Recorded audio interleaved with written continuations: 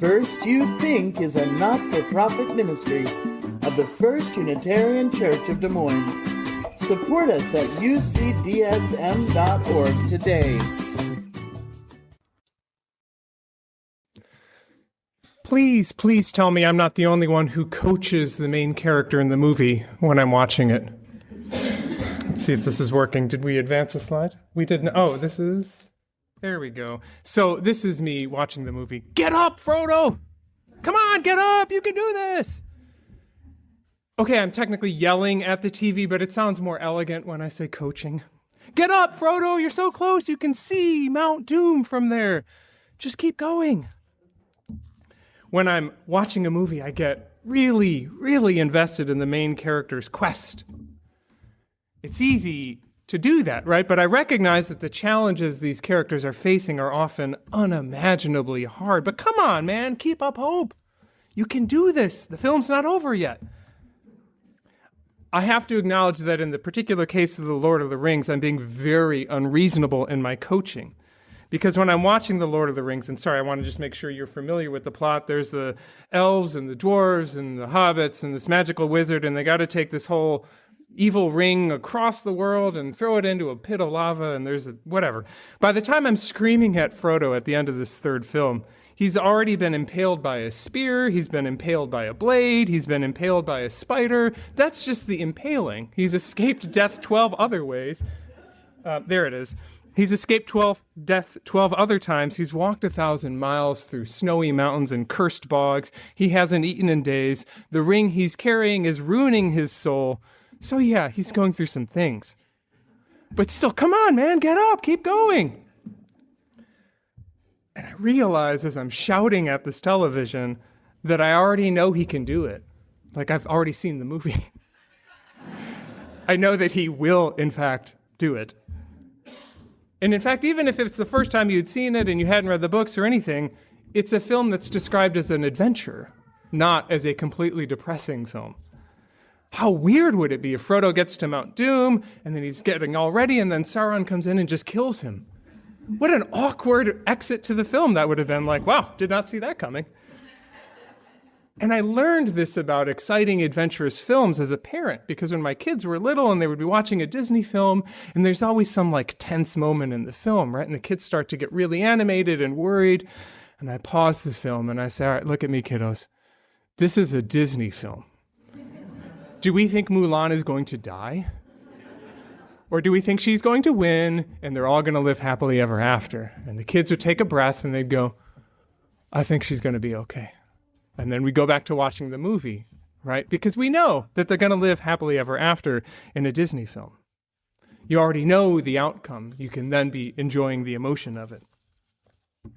Now, the difference between what Mulan goes through and Frodo in The Lord of the Rings is degree of terrifying adventure, right? Mulan goes through some things, but Frodo's story is, I would say, unrealistically hard.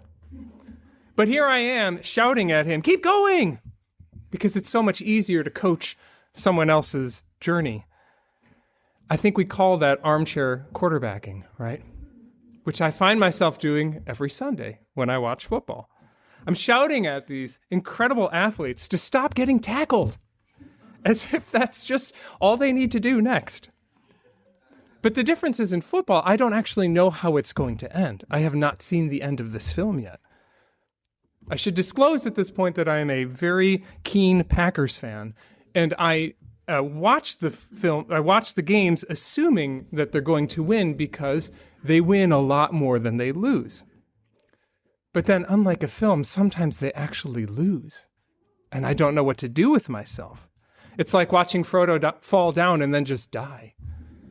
Sometimes, I guess, the orcs win, and the orcs in this case would be the Minnesota Vikings.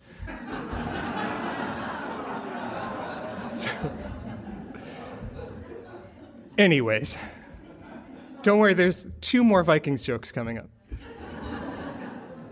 In this month of December, we're not talking about the Lord of the Rings. We're talking about this practice of choosing hope. In our celebrant team conversation around the idea of choosing hope, we spent a lot of time thinking about how hope is different than a wish or an expectation. A wish is fleeting, and an expectation is a prediction that's neither good nor bad. It's just data. But hope implies that it's going to turn out okay. So, for example, I expect that tomorrow will be wintry. It'll be cold and snowy. That's built on data. But I hope that tomorrow will be a wonderful day, that it will be filled with beautiful experiences. When you're watching a film, when you're watching a football game, you watch it with hope. Oh, I hope Frodo makes it. I hope the Packers win. And that's very different than watching something with realistic expectations. Frodo Baggins is supposed to be a 3'6" hobbit with no skills, no training, and the ring he carries will decidedly ruin him and all of his teammates. The enemy he faces is an evil god. You hope he wins, but you don't expect him to. There's only one person in that whole fellowship of companions who has reasonable expectations, and that's a human named Boromir, who rather famously says, and you can already see the picture in your mind if you're my age, boop, one does not simply walk into Mordor. Not with 10,000 men could you do this. By contrast, Gandalf, the magic wizard, offers hope. He says, despair is only for those who see the end beyond all doubt. We do not. It's a lot easier to watch someone else's adventure. It's satisfying in some way to look at someone else's journey and bring a hopeful perspective. I think of it as a kind of love language. I love this person, and I can see that they're at this very tense moment in their film, but I'm cheering for them. It sounds like this. It's when your dear friend is struggling in the grief of losing their loved one. You hope for them. You love them, and you want them to get through this. I hope you find a new normal. I hope you find joy in this world again. I hope you find love again. Come on, Marcia, get up. You can do this. It's so easy to watch someone else's adventure and see it with hope. You know that your friend is stuck in place with this new challenge in their lives, the diagnosis, the divorce paperwork, the job loss. But you're seeing it as part of their quest. Come on, Dan, get up. I know you can do this. That's how we love people sometimes, is to show where they are in their journey and bring hope to it. And how much harder it is. How much harder it is to apply that hope to ourselves. To see our own selves as protagonists in an unfolding quest. To see any hope in your own story after you've been impaled by the spear and the Morgul blade. You're currently wrapped up in a web by a giant spider. There's a realistic response to that situation. I'm doomed. Because the thing about life is it's a lot more like watching a football game than a film. You do not know how it plays out. And sometimes it doesn't go the way you want it. Which makes me realize that as I'm yelling at Frodo on the TV, who, by the way, cannot hear me, that's not hope. I already know he's going to be fine. I'm not technically choosing hope when I scream at these movie characters. I think I'm experiencing empathy with a little bit of transference. I think it goes like this. I see you, Frodo. You are exhausted. You are beaten down. I know exhaustion. I know what it's like to feel beaten down. Can you show me the idealized version of me? Can you show me the me I want to be who gets back up? Hope is that choice to go beyond what's in front of you, knowing that you may yet get disappointed. Packers fans have expectations. Vikings fans have hope. Just testing the waters there, okay? All of which leads us to ask the real question today. What is the point of choosing hope? Can't we be rational, evidence-based people? When we were talking about this in our celebrant conversation, one person said, hope is a helpful, positive self-delusion. I loved that so much, I wrote it down word for word. Hope is a helpful, positive self-delusion. So I got lost a little bit in the social science research, and it appears that they were correct. Dr. Shane Lopez is a researcher in the psychology of hope, what a mindset of hope does for people. Dr. Lopez's research says that people who choose hope recover faster from illness, they respond better to pain, they live longer lives, they have lower levels of depression and anxiety, they have better, richer relationships. And this is where you and I would say, yeah, I'll bet if everything in your life is going great, you choose hope. But we've got the cause and the effect reversed. Hope is like gratitude. Remember, it's not that you'll become grateful when you're finally happy, it's that you become happier when you choose the practice of gratitude. Just in the same way, it's not that you choose hope when everything's going well, it's that choosing hope helps things go well. And let us be clear that hope is not the same thing as happiness. To quote Muhammad Tahin, who is a journalist who's writing about Dr. Lopez's work, quote, "Hopeful people are not spared from darkness. They are often the ones who have known it most intimately. The difference is that hopeful people haven't let the darkness convince them that that's all there is. Hopeful people still grieve, they still get depressed, they still struggle with fear and doubt and failure. But somewhere inside, hopeful people carry a seed that says, this is not the end. Hope is not a mood, it's a perspective. This is not the end of your story. This is not the end of your journey. The situation in which you are stuck may yet get better. That's a kind of perspective, and we call that perspective hope.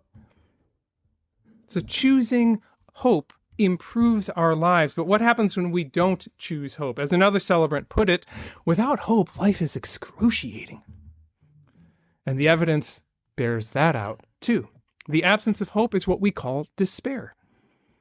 And to quote the journalist Tahin again, despair is the erosion of belief that change is possible. It's a fog that makes the future look unreachable. A fog that was in our children's story as well, yeah? When we lose hope, we lose the ability to see ways forward from where we are to where we want to go. It's a devastating spiral. The more hopeless we feel, the less capable we are of finding a way forward, which makes us more hopeless, which makes us less capable of finding a way forward. There are a lot of these things that we talk about month to month that come naturally for us as Unitarian Universalists. Compassion, we could talk about that all year. Generosity and gratitude, bring it on. But hope, I don't know that hope comes naturally for many Unitarian Universalists. I may be wrong. But I wonder if it doesn't feel evidence-based, practical, realistic, and rational enough. I wonder if it feels squishy or woo or childish.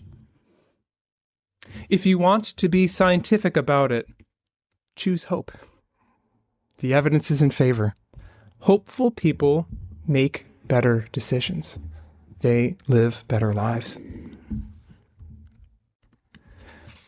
I've been, to be honest, very stuck recently with something in my own life. I'm fine, but I just wanted to name that there was something in my life that I felt very stuck with. My mindset had become, this is how the situation is, this is how the situation will always be, and it's terrible. It's a kind of soul-destroying feeling. I can't affect this in any way, I'm just stuck with this horrible thing. And I could feel that impenetrable cloud starting to settle in, the powerlessness of it all. And the more I became aware of the feeling, the more I felt like I was actually dying inside. I wonder if you can relate in your own journey. That hard scene in the movie. And here, as I was feeling all this, I was writing this sermon. And I realized as I was putting this together that I had pivoted to a very hopeless perspective on that particular part of my life. And so I tried to apply what I was talking about. I imagined the quarterback for the Packers lining up, seeing that the defense is about to blitz and going, I guess I'm just going to get sacked. That's just how this is. That's a terrible game to watch. I'm imagining Frodo seeing the first orc that runs his way and going, I guess this is where I die. What a dumb script. And so I realized as I was putting this service together that I'd forgotten that quarterbacks have special plays they call when there's a blitz. That Frodo has a cool sword specifically for fighting orcs. I forgot that I'm a contributing screenwriter to the film of my life. And so I heard this little voice. Get up, Steve. Get up. You can do this.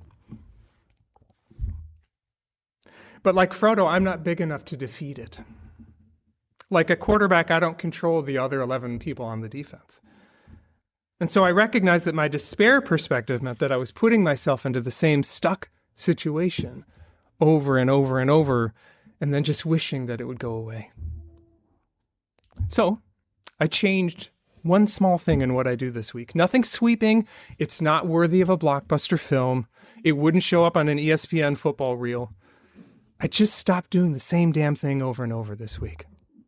And it gave me just a sliver of mental space to find a doorway in for some seed of hope, to remember that the film is not over yet. I bring you good news. You have given yourself piles of evidence for why you can be hopeful. Exhibit A. Go back in time 10 years-ish, 2015 plus or minus. You were struggling with something in 2015. I don't know what it was. It might be in your family, in your job, in your schooling, in your health, but something in 2015 was keeping you up at night, worrying you sick. Everyone has something in the film that's really tense, right? Something that was very hard for you. Here you are today, right? When I think about some of the things that completely unraveled me 10 years ago or 20 years ago, and then I think about today, I look back and I laugh. I laugh out loud. Part of it is I cannot believe how much better things turned out than what I was forecasting it to be. Part of it is laughing with an embarrassment that I poured so much energy into one work relationship or one worry about a job interview. If I could go back in time, if I could send a postcard to myself in 2015 or 2005, those were particularly interesting years. If I could send a postcard back and say, it's gonna be fine. Signed, Steve Sieck, 2025. What a blessing that would be. What a blessing. Can you imagine sending a postcard back to your 30-year-old self, if you're on the other side of 30, saying, it'll get better, buddy. This practice of time-traveling postcards has been one of my favorite spiritual practices in life. For those of us that project all the ways things can go poorly, it is a great practice. Choosing hope is like piano. You got to do it. You got to practice it. So I invite you to think about something today, December 7th, 2025, where you are stuck. It is what it is. It's always going to be this way. This is where the orcs get me. Don't pick the biggest, scariest, most traumatic thing, and maybe don't pick national politics. Not right now. Just pick something moderately stuck in your life. You got it? Let's bring hope. What are all the ways this could yet turn out beautifully? That this could be a scene in the film that you are the star in. You need to fast forward the film 5 years, 10 years, 2030, 2035. You can see yourself on the other end of this moment. See, this stuck place that you and I are in our own lives is a dramatic scene in an unfolding journey. Hopefully you picked up a little postcard at the desk. If not, hopefully we can send a few around. Now, this is not just a normal scrap of paper. This is a time-traveling postcard. It will be sent to you today, me, December 7th, 2025. But it's being sent from you in 2030, 2035. I know some of us are going, 2035, that's optimistic. Right? But it's going to be sent from future you to present you. Take your postcard. We're going to fast forward to a scene in the future after this hard thing has been resolved. I invite you to write a message on the postcard to your present self, like, Dear Marcia, it's you from 2030, you found love again. Dear Dave, it's you from the future, you found a job, it turns out it's better. Postcards are brief. Do not write an essay. Don't get lost in details. Just write a few words. I'll give you a minute.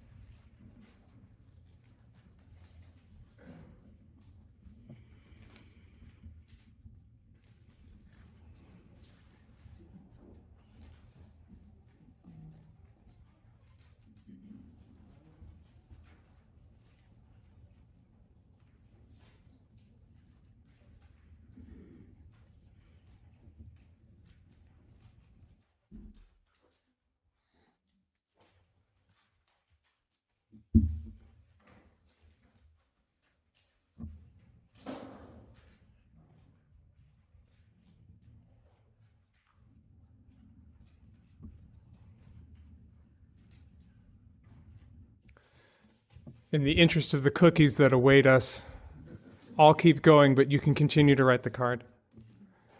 But I invite you, if you have gotten the general message written, to come back to 2025. How do you feel? How do you feel? Let us be clear with one another. Hope is not a strategy. It's not a game plan. We still have to figure out how to get through this part of the film. But hope allows you to see that it is in fact possible. Maybe you will in fact simply walk into Mordor. I think that's actually what he does. We gather together in this community, in our Sunday services, in our small groups, in all the ways that we gather as First Unitarian to be a kind of fellowship of companions for one another's adventures. Now, Frodo has a dear friend, Mary, who's another hobbit. There he is. And Mary says, "You can trust us to stick with you through thick and thin to the bitter end. You can trust us to keep any secret of yours closer than you keep it yourself, but you cannot trust us to let you face trouble alone or go off without a word. We are your friends."